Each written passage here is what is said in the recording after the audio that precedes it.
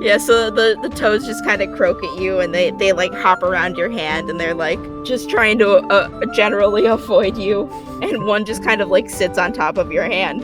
He's like, I'm the boss now. I pet you. And there's a little parakeet that just kind of flies over to your shoulder and just kind of starts chirping in your ear like Mel, I'm a like pirate. it wants attention. Mel, I'm a pirate. I'm a pirate. Oh, you don't know the first thing about being a pirate.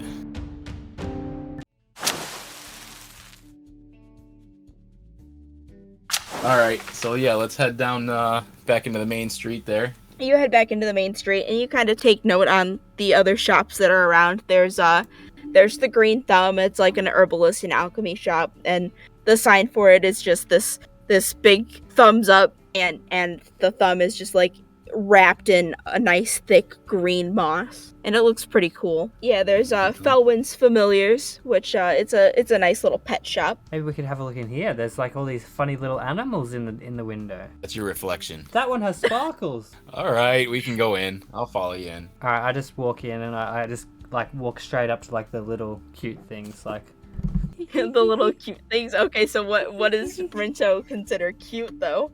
whatever's really, really not cute. Like the opposite of slugs. cute. Yeah, like some kind Okay. of slug with heaps of bumps on it that's just like this hideous blob.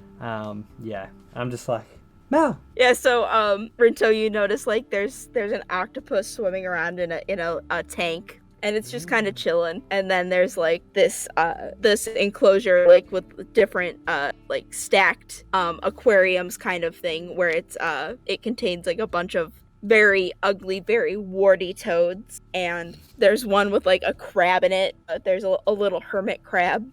There's all manner of birds. There's a raven. There's some owls just kind of screeching in their cages, and there's a little parakeet that just kind of flies over to your shoulder and just kind of starts chirping in your ear like Mel, I'm a it pirate. wants attention.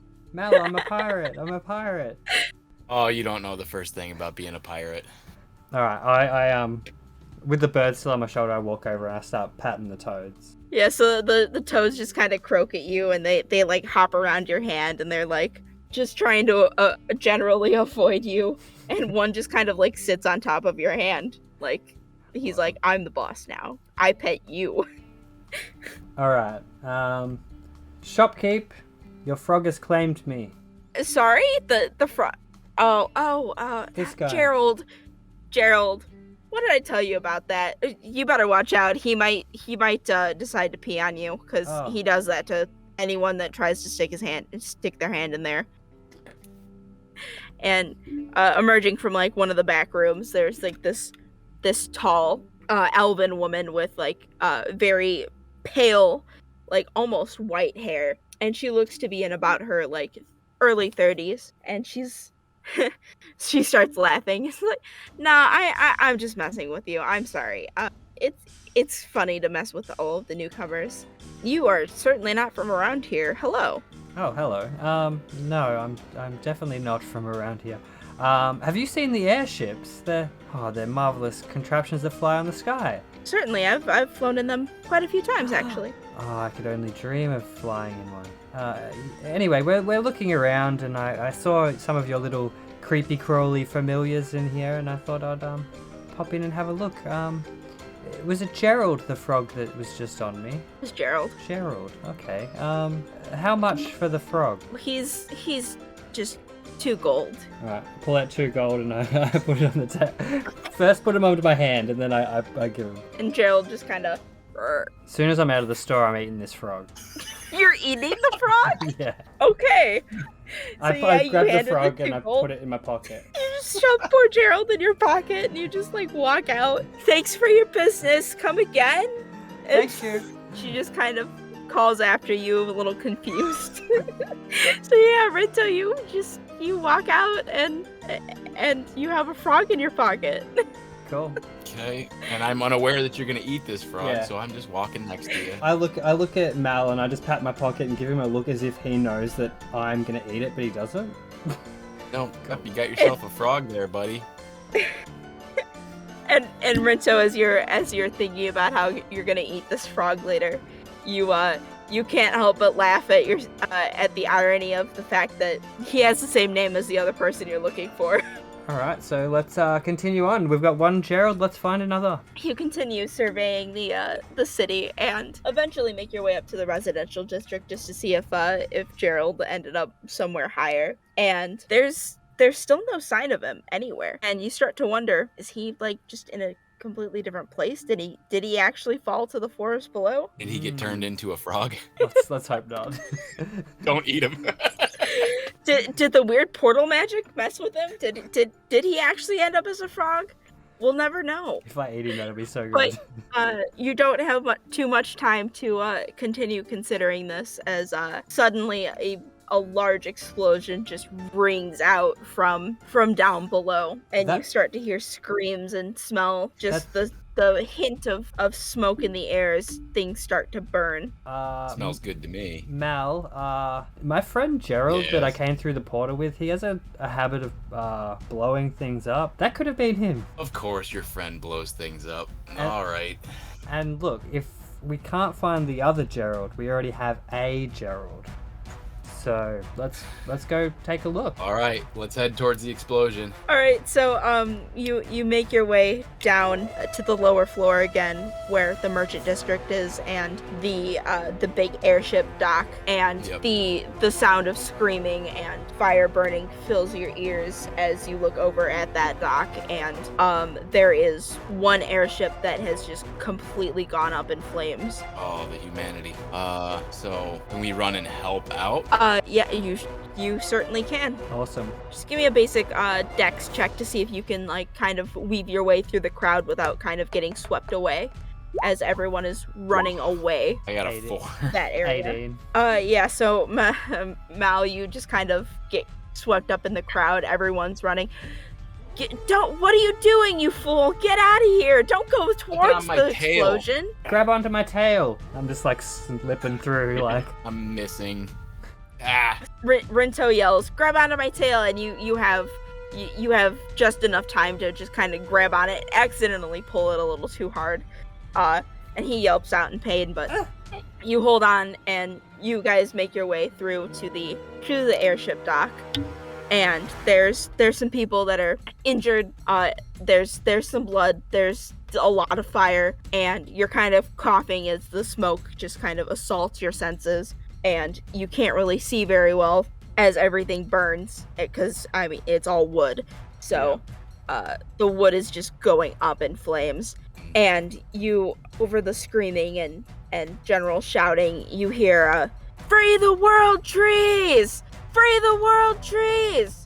As, a strange, very tall, cloaked figure yells and then runs off, getting lost in the crowd. Terrorism. Can I see Gerald anyway? I'm looking through the crowd as I'm like moving through and looking through the smoke to see if I can see Gerald. Give me a perception check. Natural 20. Yeah, you look around and you're looking everywhere, and eventually you do notice a similar figure to Gerald, and he's kind of being swept away in the opposite direction from you, but he just barely notices you. He starts to hold his hand out and wave. He fights his way through the crowd to get back to you.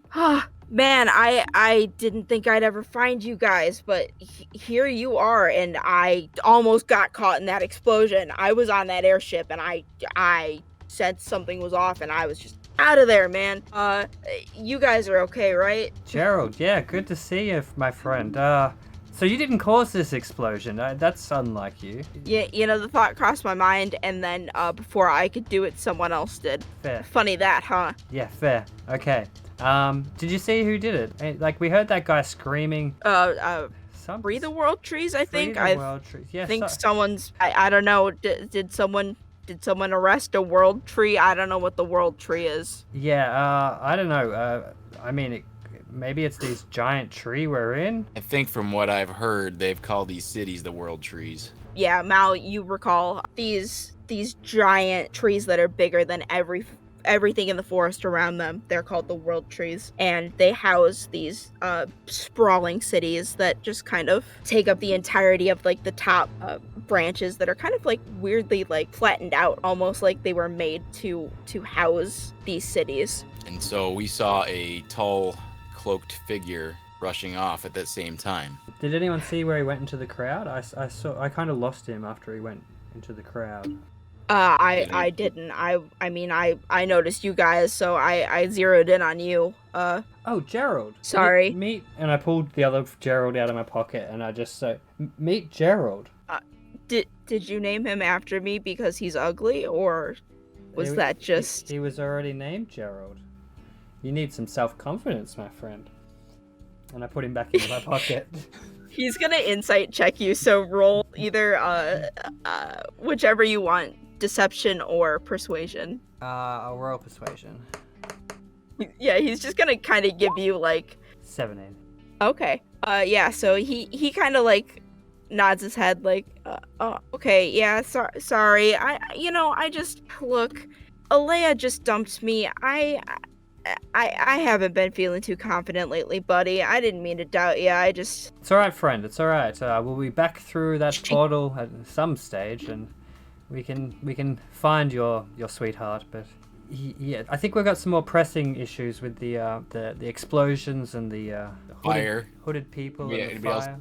Paying attention to the fire. Oh yeah, around us. yeah. We should probably put that out. Well, yeah, we should probably put that out. All right, I look around for any buckets. Yeah. So the people are pulling out any manner of transportation for water, and they've got buckets, and you see some mages kind of just waving their hands around and making these weird shapes and symbols in the air, and you see these like glyphs kind of glow before whoosh, a bunch of water just kind of like starts moving and just whooshing over onto the burning airship. And you guys can kind of get into this like assembly line that the more common folk have made to carry this water in buckets up to the airship. Yeah, let's help out with that. Yeah, so you guys with the mages working with the control water, and you guys just helping out with all of the buckets and all of the commoners around.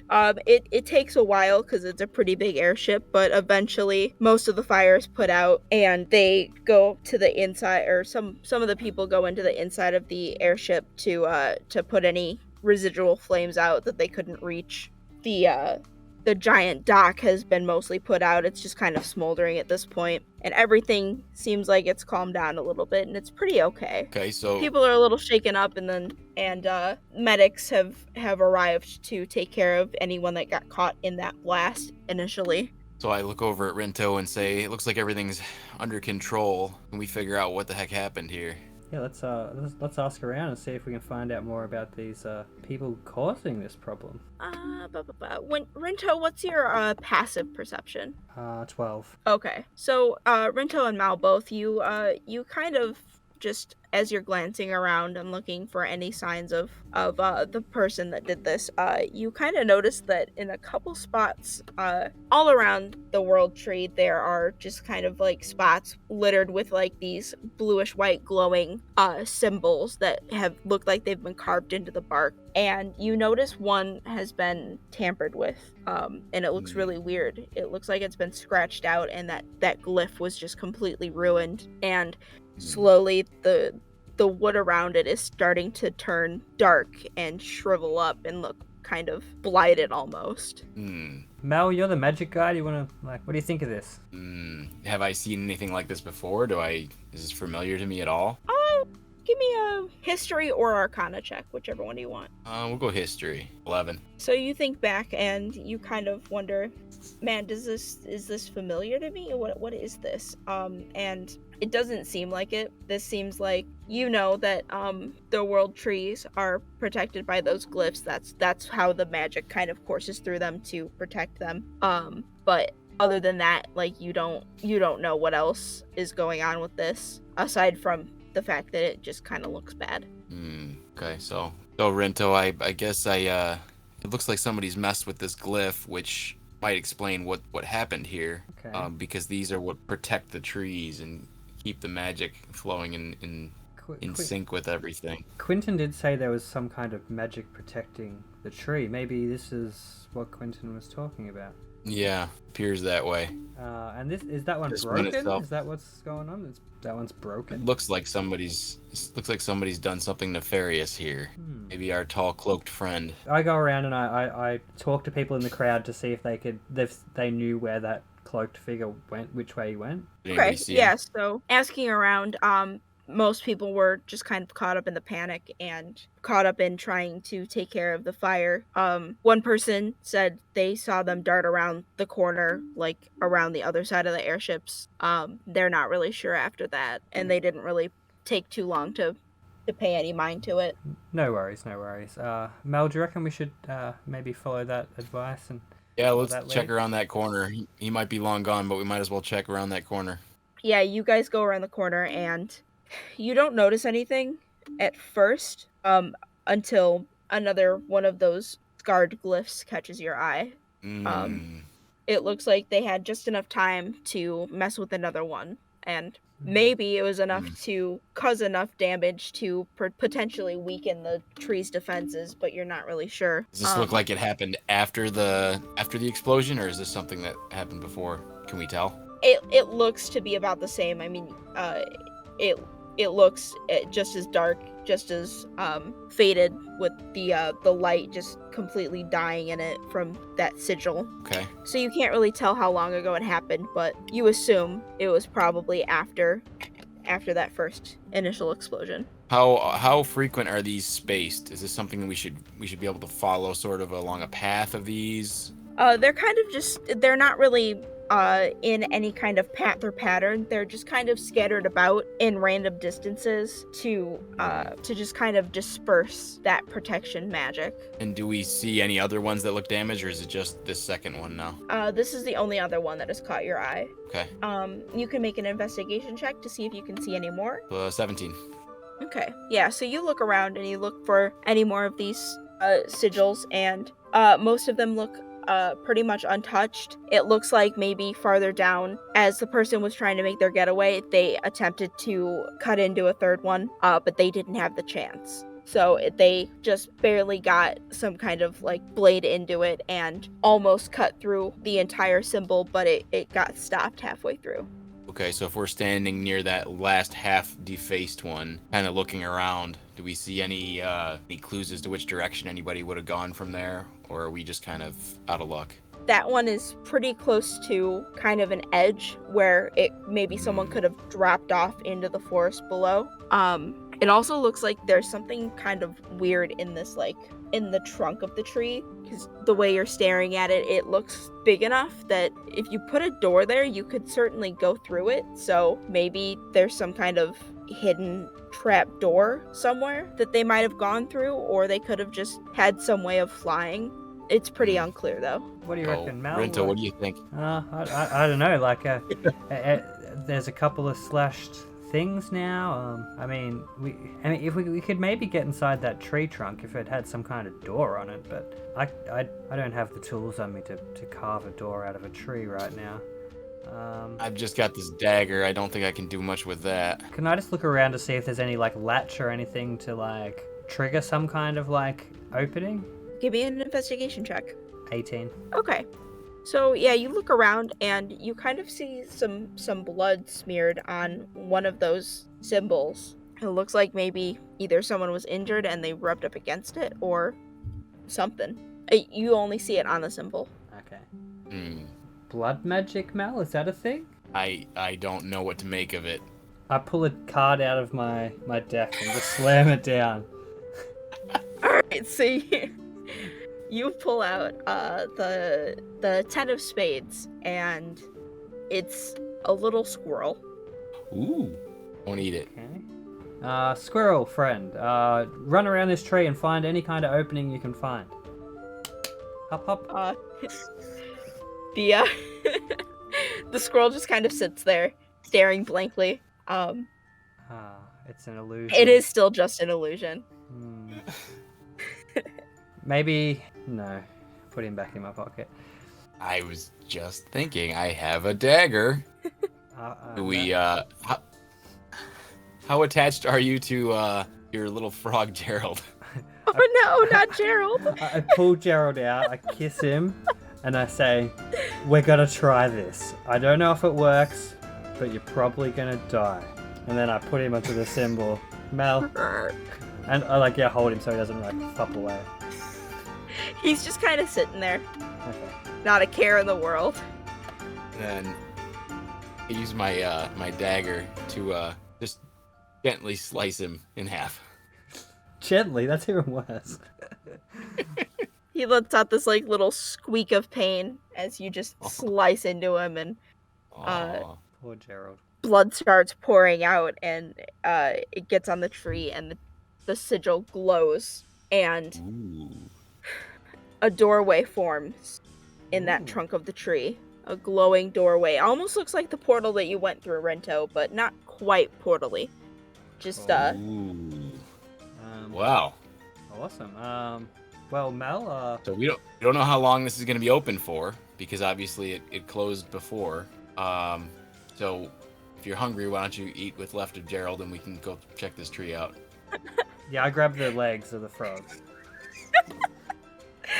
rest in peace, Gerald. You will be missed. Poor Gerald. Poor frog. And we still have our whole crew with us, right? Yeah, so you've got Savos, Dave, and other Gerald just kind of watching you guys in mild amusement and also kind of bewilderment. And then Gerald is just like, man, why did it have to be the frog named after me? Sorry, that was my call. Sorry, Jer. It was either you or the frog, and I thought about you, but then I realized retainers cost a bit, so. Well, if you had just sliced into my hand, I wouldn't have died. It would just been a little blood. But you killed the poor thing. I didn't even think of that. How come? How come you're the one calling the shots and you didn't even think of that? It's because of my noble birth, and I show him my signet ring. Well, okay. Well, I know. That's not. You know what? Never mind. Just forget I said anything. All right, boys. Let's head through this door.